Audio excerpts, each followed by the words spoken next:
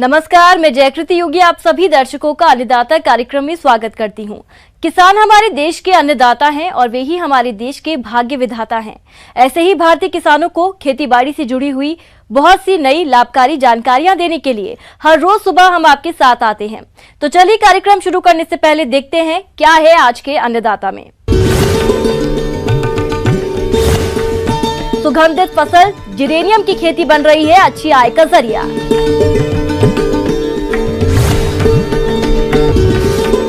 मौसम पूर्वानुमान आंकड़ों के आधार पर उत्तर प्रदेश के किसानों को कृषि सलाह।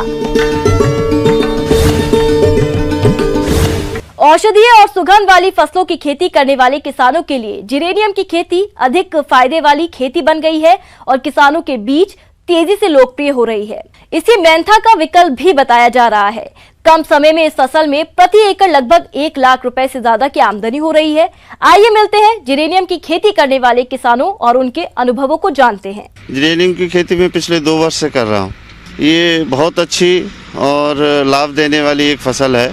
पहले हम इस तरह की फसलों में मेंथा करते थे और उसके 2 साल से हमने इसको स्टार्ट करा है। जिरेनियम के बारे में हमें सीमैप एक CSIR सीमैप की संस्था है लखनऊ से, इसके बारे में जानकारी मिली। जिरेनियम का उपयोग सुगंधित उत्पाद जैसे सौंदर्य प्रसाधनों और एरोमा थेरेपी में किया जाता है। नवंबर से फरवरी का महीना इसकी रोपाई के लिए अनुकूल होता है। मात्र 4 महीने की फसल में प्रति एकड़ लगभग 30,000 रुपए की लागत आती है। वहीं इससे मुनाफा लगभग 1 से 1.25 लाख रुपए तक का होता है।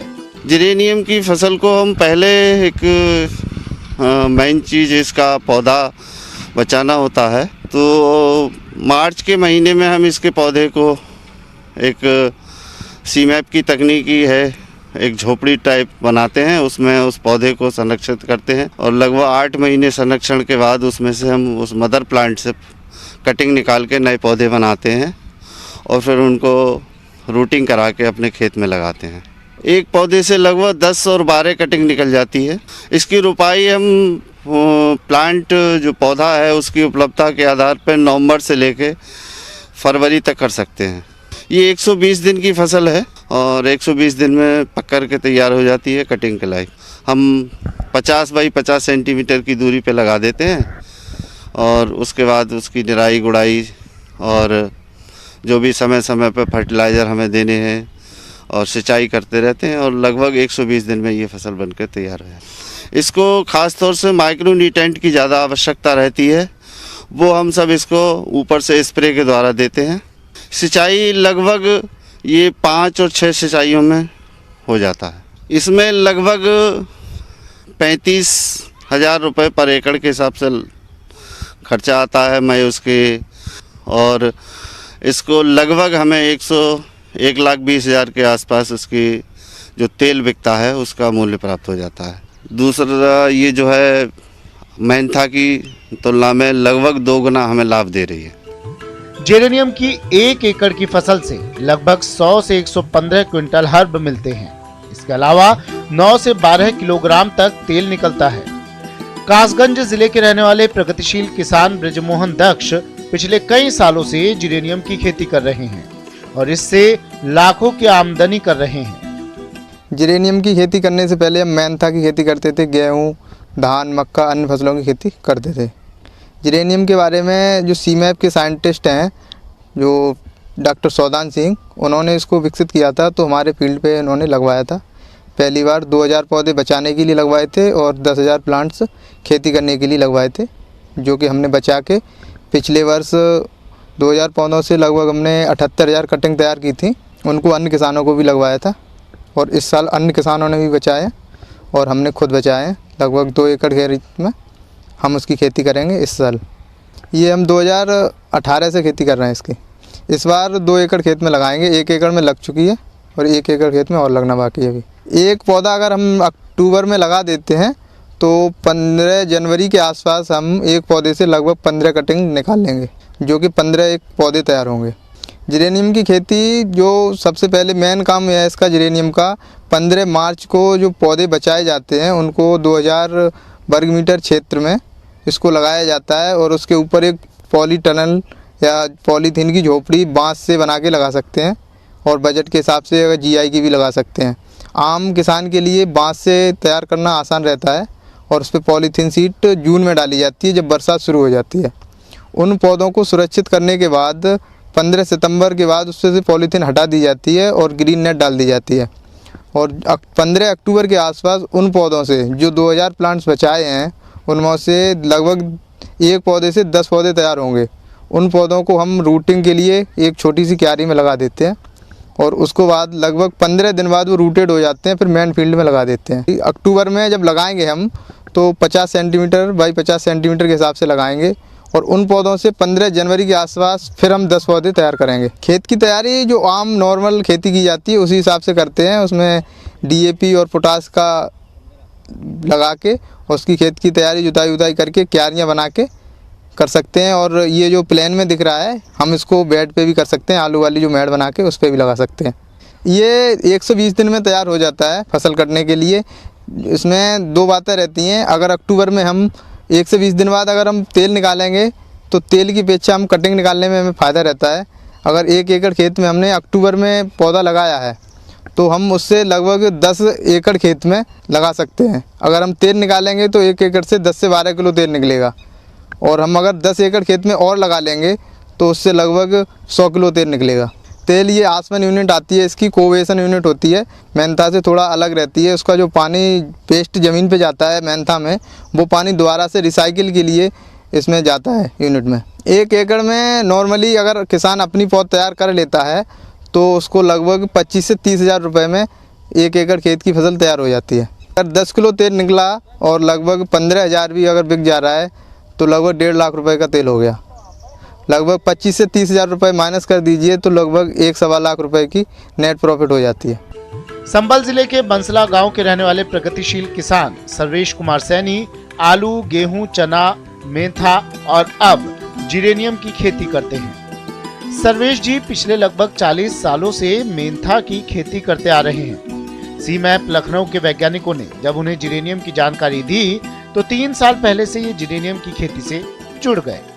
हम मेंथा की, आलू की, धान की फसल करते हैं, और जिरेनियम में जब हमें सौदान सिंह सर जी ने बताया और कुछ पौधे इन्होंने दिए, तो देने के बाद जब हमने उसे पैदा किया तो मान लो तैयार किया तो काफ़ी सही ढंग से पौधे हुए, और 10,000 पौधों में लगभग 8 किलो तेल हमारा निकला। इससे पहले कर चुके हैं, फिर दोबारा करा, ये तिबारा है। ये इस बार हम करीब 3 एकड़ में लगभग लगाएंगे। जी हम पौध तैयार कर रहे हैं। इसकी 1 लाख पौध हमने लगभग तैयार कर चुके हैं, और भी तैयार किए जा सकते हैं पौधे, और एक पौधे से लगभग हम 100 पौधे तैयार कर सकते हैं जो सही ढंग से हमारा पौधा लगा हुआ बचा हुआ है। तो 2 रुपये पौधा सरकार पैसा हमें देगी, जो किसान को ये लोग सब देंगे, सीमैप देगा, जो हमें 2 रुपये पौधा देने को सर ने कहा है। रुपाई ये नवंबर में की हमने पहली शुरुआत जो है इसकी पौध सामग्री बनाने के लिए अक्टूबर से नवंबर में शुरुआत है, और लगाने के लिए हम फरवरी से मार्च तक हम इसको लगा सकते हैं। बरसात में पौधा लगाने के लिए, मान लो बरसात में बचाने के लिए हम मार्च में 15 मार्च के करीब में जो हम कटिंग बनाएंगे उस पौधे को हम एक अलग 1-1.5 फीट की ऊंचाई पे एक प्लेटफार्म बना करके, और उन पौधों को जब लगाया जाएगा थोड़ी उनकी दूरी 30 बाई 30 इंच होगी, और उसके ऊपर पॉलीथीन का हम जैसे बांस या मान लो सरिया वगैरह का वो सेट बना करके उससे हम पॉलीथीन से ढकेंगे, जो बरसात का पानी नहीं जाए, तो वो पौधे हमारे नहीं मारे जाते। साइड में पानी नहीं भरना चाहिए, जो क्या करीब में इधर उधर बढ़ जाता है, तो वो प्लेटफार्म हमारा थोड़ा ऊंचा होना चाहिए, और उसी में बचने के बाद एक पौधे से हम 100 पौधे बड़े आराम से बना सकते हैं। 1 एकड़ में लगभग 10 से 12 किलो आराम से निकाला जा सकता है। मेरा जो है निकला है, ये मान लो 1 एकड़ था तो 8 किलो तेल मेरा निकला है। सर हमने ये देखा, मेंथा भी हम 40 साल से कर रहे हैं, बाकी इतना फ़ायदा मुनाफा हमें दूसरी फसल में दिखाई नहीं दिया। मेंथा आज भी कर रहे हैं, बहरहाल इसकी फसल थोड़ी आसान करती नज़र आ रही है होती हुई, मगर पौध सामग्री बचाने में मेहनत है। जो भी मेहनत है वो पौध सामग्री बचाने में, जो इसका हम ठाट बांधेंगे, जो पोलोथीन ढकेंगे, उसकी मेहनत है बरसात में सबसे बड़ी। बस कम पानी और जंगली जानवरों से परेशान परंपरागत खेती करने वाले किसानों के लिए जिरेनियम की खेती राहत देने वाली साबित हो सकती है। जिरेनियम कम पानी में आसानी से हो जाती है और इसे जंगली जानवरों से भी कोई नुकसान नहीं है। एरोमा मिशन के अंतर्गत सीमैप लखनऊ ने इस क्षेत्र के किसानों को अन्य फसलों के साथ साथ जिरेनियम की खेती के प्रति किसानों को जागरूक कर रहे हैं। इसकी खेती के बारे में अधिक जानकारी के लिए सीमैप लखनऊ में संपर्क करें। मौसम के अनुसार प्रबंधनों पर ही टिकी है आपकी खेतीबाड़ी, इसीलिए मौसम पूर्वानुमान और उस पर आधारित साप्ताहिक कृषि सलाह इस प्रकार है। सरदार वल्लभ भाई पटेल कृषि एवं प्रौद्योगिकी विश्वविद्यालय मोदीपुरम मेरठ, नरेंद्र देव कृषि एवं प्रौद्योगिकी कृषि विश्वविद्यालय कुमारगंज फैजाबाद, चंद्रशेखर आजाद कृषि एवं प्रौद्योगिकी विश्वविद्यालय कानपुर और एग्रीकल्चर यूनिवर्सिटी इलाहाबाद के कृषि मौसम समिति के वैज्ञानिकों द्वारा मौसम पूर्वानुमान रिपोर्ट के आधार पर उत्तर प्रदेश के किसानों को कुछ सलाह दी जा रही है, जो इस प्रकार है। उत्तर प्रदेश के सभी क्षेत्रों में आगामी 3 दिनों के दौरान वर्षा की कोई संभावना नहीं है। अधिकतम तापमान 23 डिग्री सेल्सियस और न्यूनतम तापमान 7 डिग्री सेल्सियस रहने के आसार हैं। ऐसे में इन क्षेत्रों के किसान भाइयों को कुछ जरूरी सुझाव दिए जाते हैं, जो कि इस प्रकार हैं। गेहूं की देर से बोई जाने वाली किस्मों में मालवीय 234, के 7903, PVW 524, UP 2338, UP 2425, के 9533, NW 1014, HP 1744, HUW 510, NW 1076, के 9423, DBW 14 एवं ऊसर भूमि के लिए उन्नत किस्में NW 1067, के RL 210, के RL 213 आदि में से किसी एक किस्म की बुआई करें। मटर की फसल में तने की मक्खी एवं पत्ती सुरंगक कीट का प्रकोप दिखाई देने के आसार हैं, अतः इसकी रोकथाम के लिए डाइमेथोएट 30 EC अथवा ऑक्सीडिमेटान 25 EC की 1 लीटर मात्रा प्रति हेक्टेयर की दर से 500 से 600 लीटर पानी में घोल बनाकर छिड़काव करें। चने की फसल में कटुआ कीट का प्रकोप दिखाई देने के आसार हैं, अतः इसकी रोकथाम के लिए क्लोरोपाइरिफास 20 EC की 2.5 लीटर मात्रा प्रति हेक्टेयर की दर से 600 से 700 लीटर पानी में घोल बनाकर छिड़काव करें। चने की फसल में इल्ली की सक्रियता बढ़ सकती है, अतः किसान भाई फसल का निरीक्षण करें तथा इल्ली का प्रकोप रोकने के लिए खेत में 20 फीट की दूरी पर टी टाइप की खूंटियां लगा दें। वहीं सरसों की फसल में माहू कीट की सक्रियता बढ़ सकती है, अतः इसके नियंत्रण हेतु किसान भाई नीम तेल की 2 से 3 मिलीलीटर मात्रा प्रति लीटर पानी की दर से घोलकर छिड़काव करें। मौसम में बदलाव के चलते आलू की फसल में अगेती झुलसा रोग की संभावना हो सकती है, अतः किसान भाई फसल का निरीक्षण करते रहें और इसके नियंत्रण हेतु मैंकोजेब या रिडोमिल दवा की 2.5 ग्राम मात्रा प्रति लीटर पानी की दर से घोलकर 10 से 12 दिन के अंतराल पर छिड़काव करें।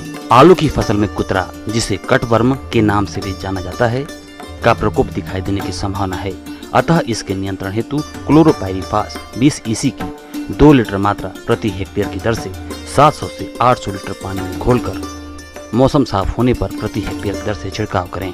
वर्तमान मौसम की परिस्थितियां और वातावरण में नमी और धुंध के कारण सब्जियों पर कीड़ों का प्रकोप दिखाई देगा, अतः इसके बचाव हेतु नीम आधारित उत्पादों का प्रयोग करें। मिर्च की फसल में मोज़ैक, चितकबरा एवं पत्ती कुंचन रोग दिखाई दे रहे हैं, अतः इसके रोकथाम हेतु मिथाइल ओडिमेटान 25 EC की 2 लीटर मात्रा प्रति हेक्टेयर की दर से 700 से 800 लीटर पानी में घोल बनाकर छिड़काव मौसम साफ होने पर करें। समय से बोई गई गेहूं की फसल में पहली सिंचाई बुआई के 20 से 25 दिन बाद ताजमूल की अवस्था पर मौसम साफ होने पर करें। गेहूं की फसल में यदि सकरी और चौड़ी पत्ती वाले खरपतवार दिखाई दे रहे हों तो इनके नियंत्रण हेतु सल्फोसल्फ्यूरान 75 WP की 33 ग्राम मात्रा प्रति हेक्टेयर अथवा सल्फोसल्फ्यूरान 75%, साथ में मेट सल्फ्यूरान मिथाइल 5% WG की 40 ग्राम मात्रा प्रति हेक्टेयर की दर से बुआई के 20 से 25 दिन बाद या पहली सिंचाई के बाद ओट आने पर उचित नमी पर 300 लीटर पानी में घोल बनाकर छिड़काव करें। वर्तमान मौसम में चूजों के रोग प्रतिरोधक क्षमता में कमी हो सकती है, अतः उनके आहार में एंटीबायोटिक दवाएं मिलाएं। किसान भाई, जैसा कि आप जानते हैं कि किसी भी पशु के जीवन काल में गर्भधारण करना एक महत्वपूर्ण घटना होती है और इसके लिए ज़रूरी है कि आप उनको उस समय पर उचित देखभाल अवश्य करें। इसमें सबसे बड़ी चीज़ होती है कि जो भी हमारे गर्भित जानवर हैं, सबसे पहले उनको आप जो है झुंड से अलग कर दें। मतलब ये होता है कि जो ज़्यादा पशु हैं उनकी जगह पर गर्भित पशुओं के लिए एक अलग स्थान बनाएं, अगर आपके पास पशु ज़्यादा संख्या में रहते हैं। इसके अलावा जहाँ पर उन जानवरों को आप बांधते हैं वहाँ पर बेडिंग की भी आप व्यवस्था करें, ताकि उनको उठने बैठने में परेशानी न हो। किसान भाइयों, इसके अतिरिक्त और आपको जो सावधानी बरतनी वो सबसे बड़ी ये है कि गर्भित पशु को कभी आप डराएं नहीं, ना उसको धमकाएं, तथा उसको ज़्यादा दूर तक टहलने की भी आप परमिशन नहीं देना चाहिए। जहाँ तक उसके खिलाई पिलाई की बात हम करते हैं तो किसान भाइयों, जैसा कि मैंने बताया कि ऐसे समय पर चूँकि जैसे जैसे भ्रूण बढ़ता है वैसे वैसे उसके पेट में स्थान कम होने लगता है, तो ऐसे समय में उसको हम इस तरह के चारे या दाने देते हैं जो कि जल्दी से जल्दी पाच हों और उनको भरपूर मात्रा में पोषण भी प्रदान करें। इसके लिए ज़रूरी है कि किसान भाइयों कि यदि आपके पास हरे चारे में बरसीम है तो बरसीम के साथ में थोड़ा सा सूखा चारा मिला करके दें, साथ ही साथ उसमें जई का भी थोड़ा बहुत अवशेष मिला दें। साथ ही साथ जहाँ तक दाना बनाने की बात आती है तो ऐसे पशु को आप जो है दाना बनाने के लिए उसमें पर्याप्त मात्रा में अनाज, चोकर और खली तथा खनिज मिश्रणों का भी आप सम्मिश्रण उसमें रखें। इसके लिए ज़रूरी है कि अगर दाने की बात हम करते हैं तो दाना बनाने के लिए प्रत्येक 100 किलोग्राम में 40 किलोग्राम हम कोई भी अनाज ले सकते हैं, जिसमें गेहूं, जौ, मक्का इत्यादि रहता है। साथ ही साथ चोकर के लिए गेहूं का चोकर या हम जो है कनक भूसी ले सकते हैं, या राइस पॉलिश मिल जाए उसको हम ले सकते हैं, तथा खली के रूप में हम सरसों की खली या मूंगफली की खली का इस्तेमाल करते हैं। किसान भाइयों, इसकी मात्रा खली की 27 किलो और तथा चोकर की मात्रा 30 किलोग्राम रखते हैं। इसमें हम 1 किलोग्राम खनिज मिश्रण, 1 किलोग्राम खड़िया और 1 किलोग्राम नमक का हम मिलाते हैं। दुधारू पशुओं में भैंस को 2 लीटर दूध पर 1 किलोग्राम दाना मिश्रण और गाय को 3 लीटर पर 1 किलोग्राम दाना मिश्रण देते हैं और जीवन निर्वाह के रूप में 1 किलोग्राम दाना और देते हैं। अगर आपका पशु गर्भित है तो जीवन निर्वाह के रूप में आधा किलोग्राम दाना और बढ़ा दें और जब पशु का दूध सूख जाए उस समय जीवन निर्वाह आहार के अलावा 2 किलोग्राम दाना दें। लेकिन अगर हरा चारा भरपूर मात्रा में है तो दाना मिश्रण की मात्रा आधा कर दें। इसके अलावा किसान भाइयों, उनके जहाँ पर बांधते हैं वहाँ पर ताज़ा शुद्ध जल हमेशा मौजूद रहे। किसान भाइयों, थोड़ा सा इसमें ध्यान भी देना चाहिए कि उसके शरीर में कितनी बनावट और कितना परिवर्तन हो रहा है, तथा समय समय पर पशु चिकित्सक की सहायता से उसके शरीर की जांच भी कराते रहें कि प्रॉपर उसमें ग्रोथ उसके भ्रूण में हो रही है अथवा नहीं हो रही है। आइए अब एक नजर डालते हैं राज्य के कुछ चुनी हुई मंडियों के प्रमुख फसलों के बाजार भाव पर।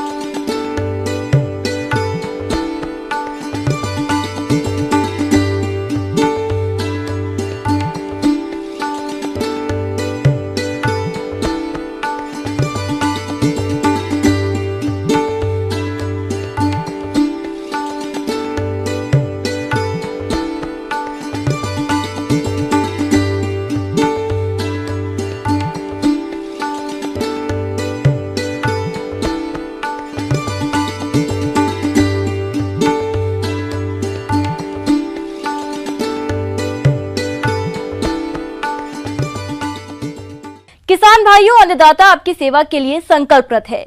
कृषि संबंधित समस्या और सुझावों के लिए आप हमें इस पते पर संपर्क कर सकते हैं। प्रोड्यूसर अन्नदाता news 18 Uttar Pradesh Uttarakhand Ramoji film city Hyderabad 501512। साथ ही आप हमें ईमेल भी कर सकते हैं। हमारा ईमेल है p18annadata.up@nw18.com। इसके अतिरिक्त आप हमें निःशुल्क हेल्पलाइन नंबर 1800419255 पर सोमवार से शनिवार सुबह 10 से शाम 4 बजे के बीच संपर्क कर सकते हैं। अब आइए देखते हैं कल दिखाए जाने वाले कार्यक्रम की मुख्य झलकियां। आम के बागानों को मिली बग कीट से बचाने के लिए जरूरी सलाह।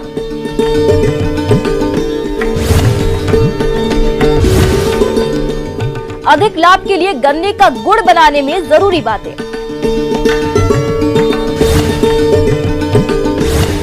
किसान भाइयों, अब समय हो रहा है आपसे विदा लेने का, तो हमारी अन्नदाता टीम को दीजिए इजाजत। कल फिर आपसे मुलाकात होगी कृषि संबंधित कुछ और महत्वपूर्ण जानकारियों के साथ। नमस्कार।